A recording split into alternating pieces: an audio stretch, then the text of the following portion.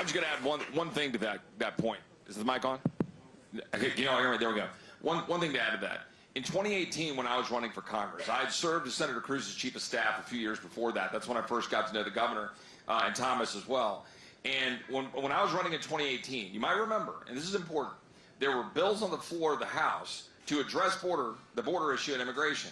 Unfortunately, then President Trump sided with Paul Ryan to choose an amnesty-first, non-security bill as the bill that he endorsed and got behind. Now look, I support a lot of the people who worked for President Trump's administration, Tom Homan, Mark Morgan, they're friends of mine, I work with them all the time. A lot of good things that were done with respect to remain in Mexico and those issues. But it matters that you actually fight to work with Congress and lead to get permanent changes. Had we gotten permanent changes in 2018 that Ron DeSantis fought for when he was in the Freedom Caucus, but that we got stopped because President Trump sided with Paul Ryan, we wouldn't have as bad of an issue as we have right now, because the laws would be in place to stop the abuse of asylum and parole, because that's what's happening right now.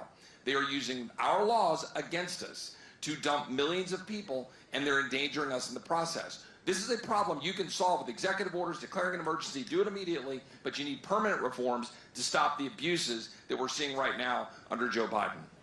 Yep, go ahead. Also, I don't mean to offend the children in here, but I'm going to compare Congress to children here for a second. If you tell your kid their bedtime is 8 and you let them stay up till midnight, they will not take you seriously. President Trump signed an omnibus, and it didn't have the money for a full wall in there, and he said, I'll never do this again. And then he did it again, and he did it again. And you can go find a dozen times where he signed a CR or an omnibus and complained that it didn't have the wall in it. He could have vetoed it, okay? And the Democrats didn't have the votes in the Senate to override a veto.